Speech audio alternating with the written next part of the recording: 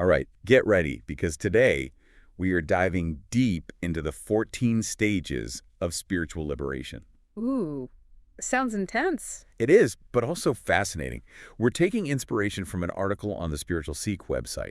Okay, I'm familiar with that site. Yeah, and this article, it's not just about, like, meditation and incense, though. Right, right. This is about understanding the journey from being completely unconscious to, fully aware, and it gets pretty wild. I can imagine there are a lot of paths to awareness. Exactly. And we're going to break down these 14 stages. Okay. See what they actually mean, like, practically. Yeah. And maybe even figure out where we each land on this whole journey.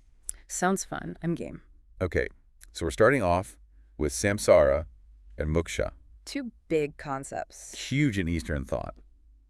Samsara is the whole reincarnation cycle. Okay, familiar with that one. So souls are just bouncing from life to life, forgetting everything they learned along the way. Right, like hitting the reset button each time. Which makes you wonder, why even come back if you're just going to forget it all? Yeah, what's the point? Right. What is this trap that the article keeps mentioning? The trap. It's like that feeling when you're stuck, Okay. doing the same things over and over. Like a rut. Exactly, a soul rut. The article, it kind of suggests there might be forces, Okay. whether they're internal, external, I don't know, that keep us in this cycle. So we're drawn back to Earth even if we don't know why. Like moths to a flame. Ooh, that's a good analogy. Right. Even though we don't consciously remember why we keep coming back. Okay, so that's where these 14 stages come in, right? They're like a map, I guess you could say, To help us escape this soul rut, and reach moksha. that state of total freedom from the cycle. Exactly. It's like leveling up, but for your soul. I like that. Each stage is a shift in awareness, Like shedding those illusions. getting closer to actual liberation. Right. So, stage 1, ignorance. Oh, boy. Think Plato's cave. Okay. I see where you're going with this. We're all prisoners just staring at shadows and thinking they're the real deal. Classic. And it takes a lot of effort to break free from those chains. Oh, sure. To question, like, what we think is even real. And the article, it makes a point that a lot of wrongdoing, it comes from not knowing any better. Just trapped in our limited view. Exactly. So let's get real for a sec. Okay. What are some of the caves we're chilling in today, totally oblivious? Oh, so many. Think social media echo chambers. Oh, yeah. Everyone agrees with you all the time. Reinforcing all those, maybe even flawed beliefs. Right. Or just how we go along with societal norms without ever stopping to think, why am I even doing this? Ouch, yeah, Makes you think. for sure. Okay, stage 2 is sensoriality, Ah, yes. which basically means, like, instant gratification. Driven by what feels good right now?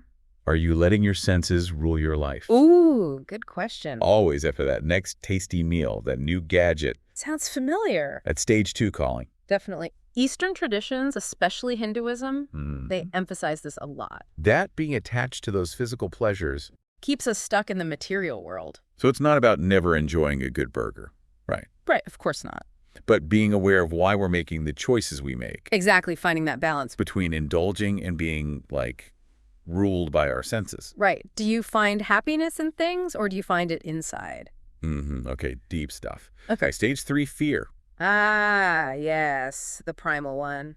That gut feeling, dread of the unknown, keeps us playing small. But the article says facing our fears, that's the first step to wisdom. Ooh, I like that. Think about what you're missing because fear is holding you back. So true.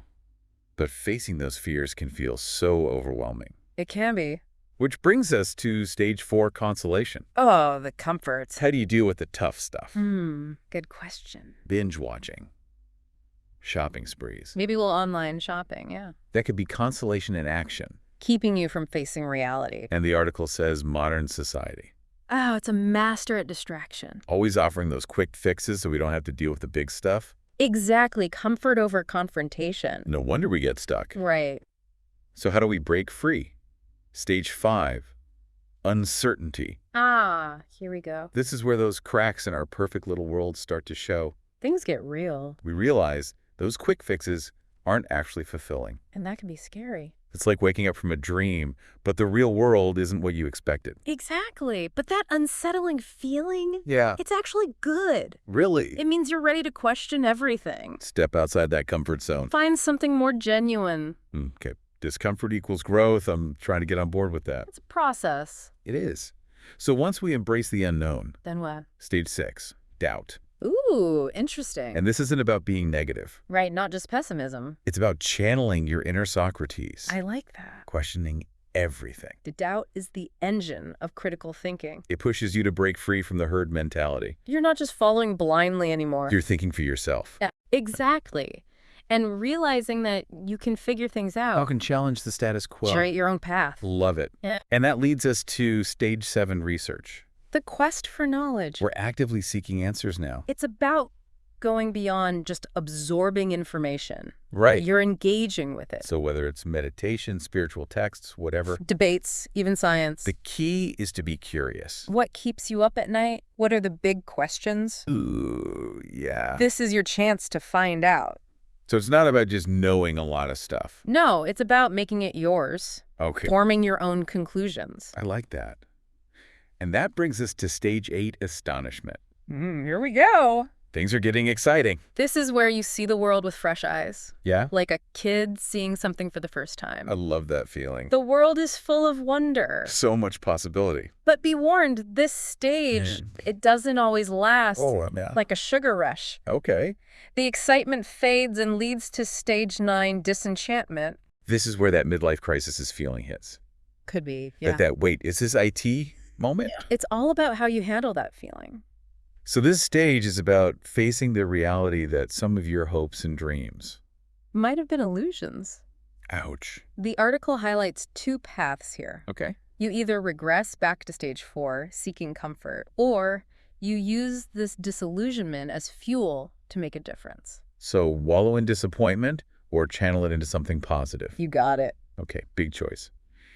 And that takes us to stage 10, social commitment. All right, putting it all into action. You're not just sitting on the sidelines anymore. You got to contribute to something bigger. But isn't all action, even selfless action, motivated by some kind of desire? That's a good question. How do we know if we're truly free from that? That's something to think about. Right. The article raises that point. Can we ever be truly selfless? Whoa. Are we always seeking some kind of reward? Even unconsciously. It makes you wonder. It does.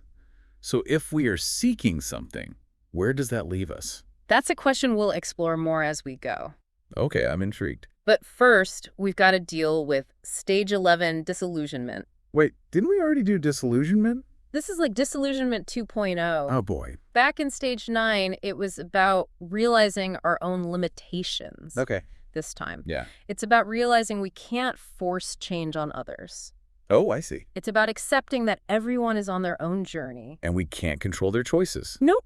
Or the outcomes. It's like learning to let go of the need to fix everyone. It is. This is where Stoic philosophy comes in handy. Okay, the Stoics. They emphasize focusing on what we can control. Which is... Our own thoughts, our own actions, our emotions. That makes sense. Everything else is outside our control. And trying to control it just leads to frustration. Exactly. So it's about finding freedom. In surrender. Yes, accepting what we can't change. Okay, that's a tough one. The article says this stage is a point of no return. Once you get it, it changes your whole perspective. I'm starting to see how these stages build on each other. They do. Each one goes deeper. And that brings us to stage 12, detachment. Not checking out of life. Okay, good, because that's what I was thinking. It's not about becoming a hermit. Okay. It's about detaching from needing things to go a certain way. So finding peace that doesn't depend on what's happening around you. You got it. So it's like riding the waves of life without getting knocked off your board. I like that. That's a great analogy. And the article says meditation is key. It is. It helps you train your mind to be present. So it's not just about chilling out. It's about observing without getting swept away.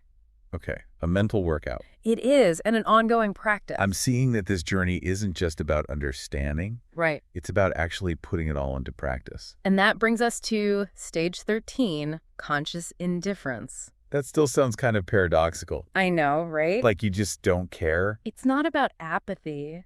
It's about recognizing that everything changes. Your experiences, your stuff, your relationships even. And not letting those things control how you feel. So staying calm no matter what happens. It's about equanimity. Finding that inner peace, regardless of what's going on. And the key here is self-awareness. So you're not ignoring the world. You're just choosing how to respond. Exactly. Okay, that makes sense. And finally, we've reached the peak. Stage 14, inner liberation. Musha. This is the grand finale. breaking free from that cycle. Transcending the illusion. Realizing your true nature as a spiritual being. Sounds intense. But what does that actually mean? What happens after moksha? Yeah. That's the big mystery. The article says, at this stage, you have complete free will. Whoa. You choose what happens next. No rules of samsara anymore. The possibilities are endless. Okay, my mind is blown. We've covered a lot. We have, but I feel like we're just scratching the surface. We are. In part 2, we'll go deeper into some of these concepts. Explore what these stages actually mean for daily life. Awesome. And tackle those big questions about free will and what happens after we break free. I can't wait. Stay tuned. We'll be right back. Welcome back, deep divers. Part 1. Oh, man. That was intense. We trekked through those first 7 stages. 7 down, 7 to go. And my brain is still doing backflips. Right. We were talking about this trap of samsara.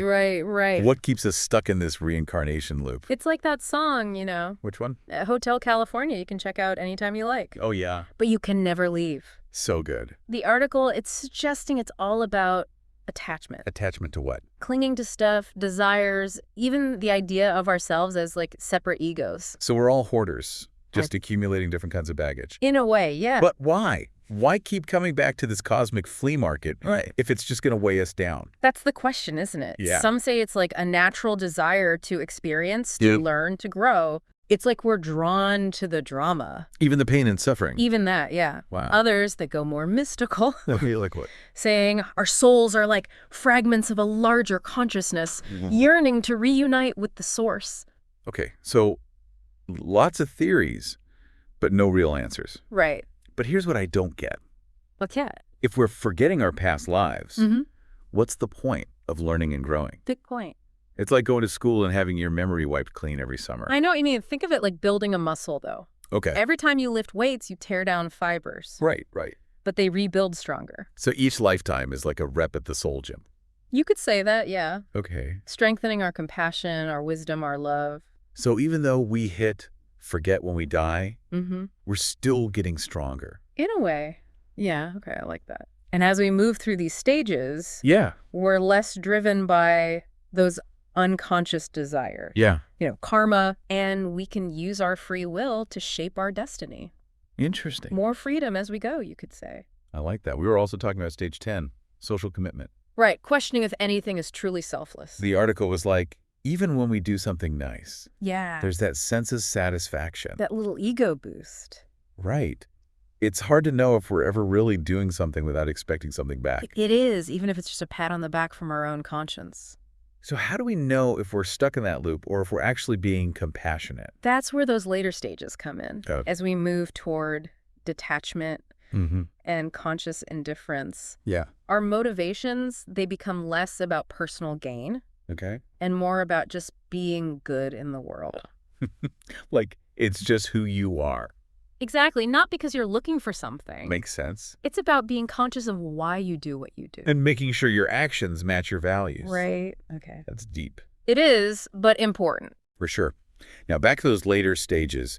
Detachment, it still sounds a bit like checking out of life. It's not about that. Okay, good. It's about detaching from needing a certain outcome. So not being attached to the results. Right. Finding that inner peace. No matter what's happening around you. You got it. So like riding those waves without getting knocked off your board? Exactly. But it's not easy. I can imagine. The article says meditation. That's key. Okay, meditation. It helps you train your mind. To be present. To observe your thoughts and emotions. Without getting swept away. Right, not easy. Okay, so it's like a mental workout. It is. It's an ongoing thing. Right, not a one-time fix. This journey, it's not just about understanding. It's about practice. Yeah, putting it into action. Which brings us to conscious indifference. I know, the name. It still throws me off. It's not about being an uncaring zombie, though. Right, you said that. But it's about responding to everything. The ups, the downs. Yeah, with equanimity. Okay, meaning? But you understand that everything is always changing.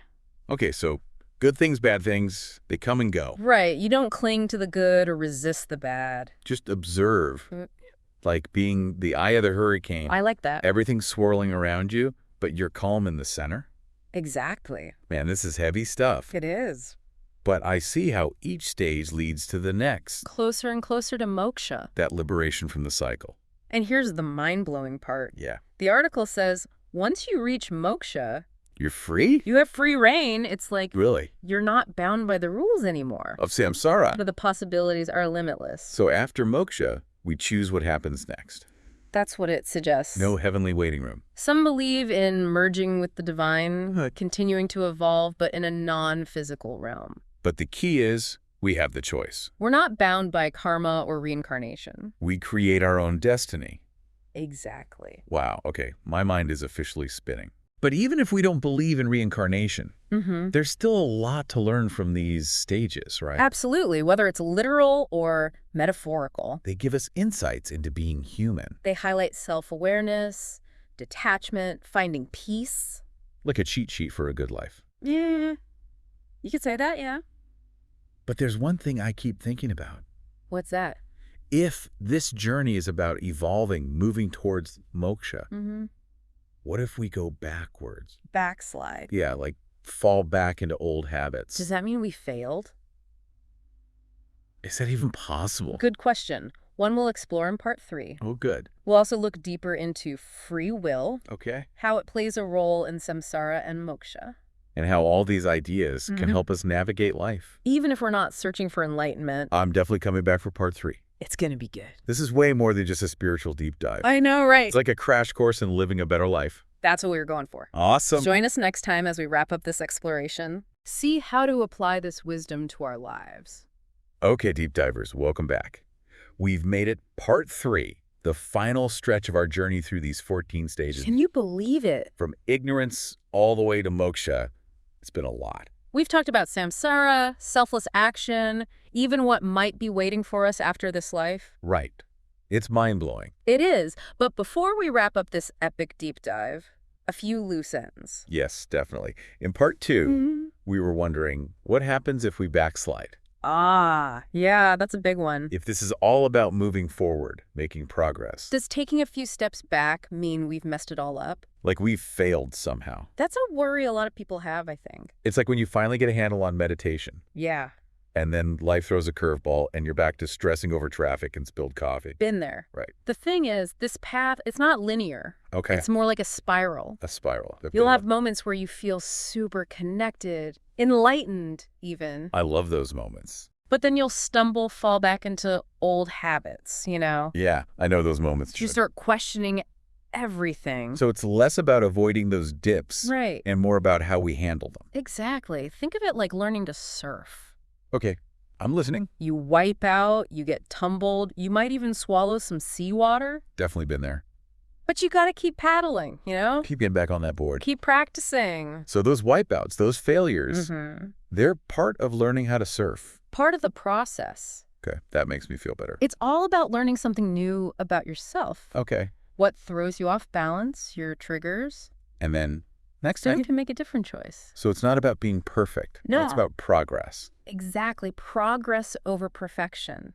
I like that. And each time you spiral back around to a stage, Yeah. you're approaching it with a new understanding. Like new tools in my toolkit. Exactly. You're not starting over. Building on what I've already learned. Yeah. That's a good way to look at it. It's not failure. Nope. It's feedback. I like that feedback. And a free will. Ah, yes, the big one. We talked about samsara, that cycle of reincarnation, karma from past lives.